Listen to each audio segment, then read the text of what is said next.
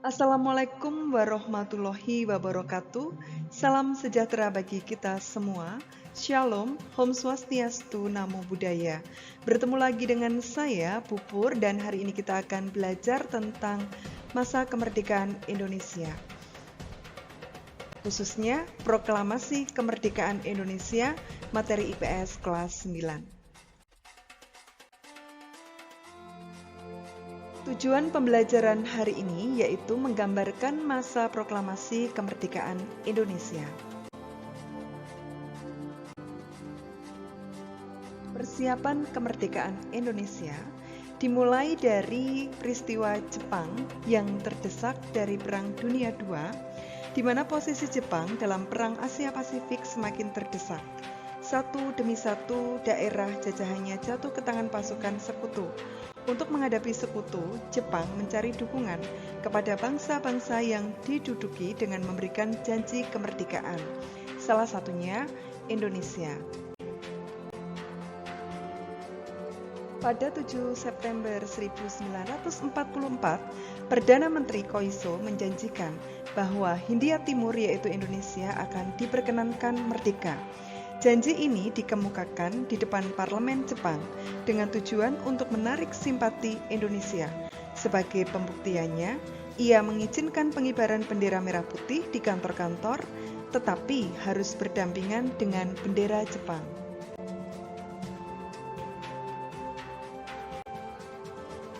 Pembentukan BPUPKI atau Badan Penyelidik Usaha-Usaha Persiapan Kemerdekaan Indonesia. Berkaitan dengan janji yang telah dikemukakan oleh pihak Jepang, di mana janji Perdana Menteri Koiso kemudian diikuti dengan pengumuman pembentukan BPUPKI pada tanggal 1 Maret 1945 dan adanya pengangkatan para anggota BPUPKI itu diumumkan.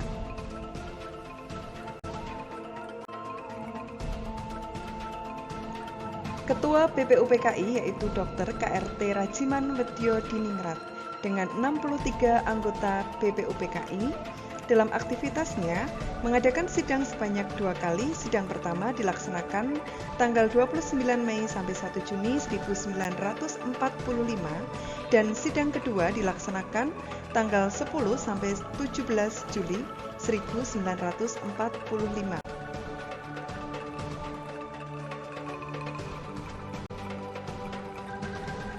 Sidang pertama BPUPKI, di mana sidang pertama ini dimulai pada 29 Mei 1945 sampai 1 Juni 1945. Agendanya merumuskan dasar falsafah negara Indonesia yang akan dibentuk. Untuk mendapatkan rumusan dasar negara yang benar-benar tepat, maka acara dalam sidang BPUPKI yang pertama yaitu mendengarkan pidato dari 3 tokoh pergerakan nasional Indonesia, antara lain Mr. Muhammad Yamin, Mr. Supomo, dan Insinyur Soekarno. Gagasan mengenai dasar negara dikemukakan oleh masing-masing tokoh. Yang pertama, Muhammad Yamin pada tanggal 29 Mei 1945. Peri kebangsaan, peri kemanusiaan, peri ketuhanan, peri kerakyatan, dan kesejahteraan rakyat. Tokoh yang berikutnya memberikan gagasan yaitu Supomo tanggal 31 Juni 1945, yaitu persatuan, kekeluargaan, keseimbangan lahir dan batin, musyawarah, dan keadilan rakyat. Tokoh yang ketiga yaitu Insinyur Soekarno mengemukakan gagasan tanggal 1 Juni 1945, antara lain kebangsaan Indonesia, peri kemanusiaan, mufakat atau demokrasi, kesejahteraan sosial, dan ketuhanan yang Maha Esa. Gagasan mengenai rumusan 5 sila dasar negara Republik Indonesia yang dikemukakan oleh Insinyur Soekarno pada tanggal 1 Juni 1945 dikenal dengan istilah Pancasila. Peristiwa ini dikenang dengan ditetapkannya tanggal 1 Juni sebagai hari lahirnya Pancasila. Sampai akhir masa sidang pertama ini belum ditemukan kesepakatan rumusan dasar negara Republik Indonesia yang benar-benar tepat. Oleh karena itu, dibentuklah suatu panitia kecil yang beranggotakan 9 orang yang diketuai oleh Insinyur Soekarno. Panitia ini dinamakan Panitia 9. Tugasnya adalah mengolah usulan dari anggota BPUPKI mengenai dasar negara Republik Indonesia. Pertemuan Panitia 9 menghasilkan rumusan yang disebut Jakarta Charter atau Piagam Jakarta yang disetujui secara bulat dan ditandatangani pada 22 Juni 1945. Sidang kedua BPUPKI pada tanggal 10 sampai 17 Juli 1945. Sidang ini membahas rencana Undang-Undang Dasar atau UUD dan membicarakan bentuk negara. Mayoritas peserta sidang setuju dengan bentuk republik. Selanjutnya, BPUPKI membentuk panitia kecil yang beranggotakan 19 orang untuk mempercepat kerja sidang. Panitia ini bernama Panitia Perancang Undang-Undang Dasar yang diketuai oleh Insinyur Soekarno. Panitia ini menyepakati Piagam Jakarta dijadikan sebagai inti pembukaan Undang-Undang Dasar.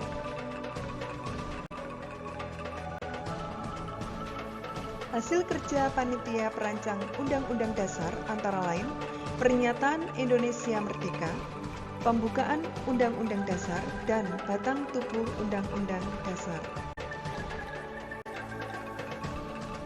Pada 7 Agustus 1945, BPUPKI dibubarkan karena dianggap telah menyelesaikan tugasnya, yaitu menyusun rancangan Undang-Undang Dasar bagi negara Indonesia.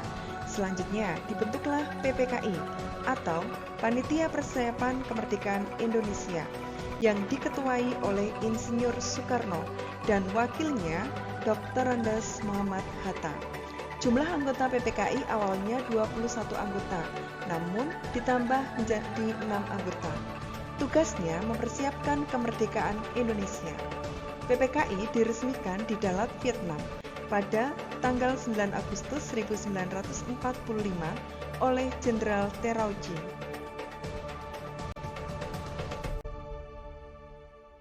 Adanya peristiwa Rengas Dengklok. Peristiwa ini dimulai tanggal 14 Agustus 1945. Dengan adanya berita menyerahnya Jepang tanpa syarat kepada sekutu, dan berita ini didengar langsung oleh Sultan Syahrir yang merupakan salah satu anggota golongan muda. Sultan Syahrir mengusulkan Soekarno-Hatta segera memproklamasikan tanpa adanya campur tangan dengan PPKI. Dan tanggal 16 Agustus 1945, golongan muda mengadakan rapat dengan tujuan mengasingkan Soekarno-Hatta ke Rengas Dengklok. Tujuan ini agar tidak ada pengaruh dengan Jepang. Sesampainya di Rengas Dengklok, Soekarno-Hatta dan rombongannya disambut baik oleh pasukan Peta, pimpinan Sudanko Supeno.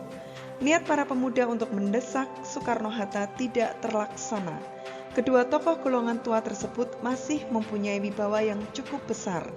Soekarno-Hatta tetap pada pendiriannya untuk tidak melaksanakan proklamasi kemerdekaan sebelum ada pernyataan resmi dari pihak Jepang tentang menyerahnya Jepang kepada sekutu.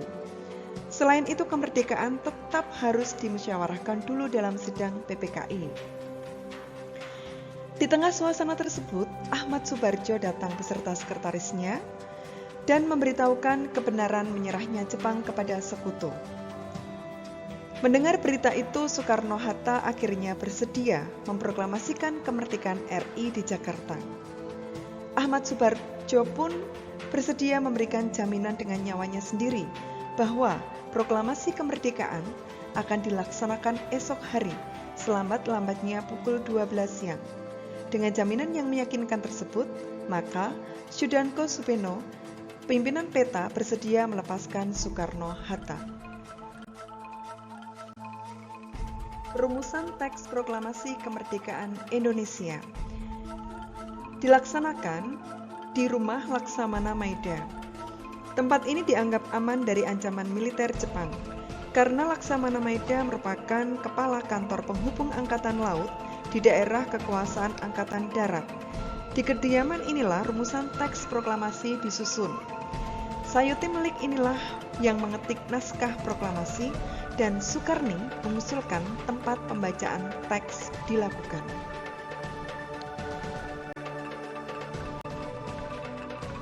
Proklamasi Kemerdekaan Indonesia. Pembacaan teks proklamasi di halaman rumah Soekarno, tepatnya di Jalan Pegangsaan Timur nomor 56 Jakarta. Tepat pukul 10, teks proklamasi kemerdekaan dibacakan. Dilanjutkan pengibaran bendera merah putih oleh Latif Hendraningrat dan S. Suhud. Proklamasi inilah merupakan tonggak berdirinya Negara Kesatuan Republik Indonesia. Sambutan rakyat terhadap proklamasi kemerdekaan ada dua bentuk, yaitu rapat raksasa di lapangan Ikada dan tanggapan di berbagai daerah terhadap proklamasi. Sambutan rakyat terhadap proklamasi kemerdekaan Indonesia, adanya penyampaian pidato singkat kepada rakyat oleh Soekarno. Soekarno meminta rakyat untuk mematuhi kebijakan-kebijakan dan meminta massa untuk bubar. Imbauan tersebut ternyata dipatuhi oleh massa yang memadati lapangan Ikada. Melihat fenomena ini, rapat raksasa di lapangan Ikada ini merupakan manifestasi pertama dari kewibawaan pemerintah Republik Indonesia kepada rakyatnya. Sekalipun rapat ini berlangsung singkat, tetapi telah berhasil mempertemukan rakyat dengan para pemimpinnya dan sekaligus memberikan kepercayaan rakyat kepada para pemimpinnya. Tanggapan berbagai daerah terhadap proklamasi kemerdekaan Indonesia, di mana berita proklamasi kemerdekaan Indonesia langsung menyebar dan pekik merdeka mewarnai setiap sudut tempat.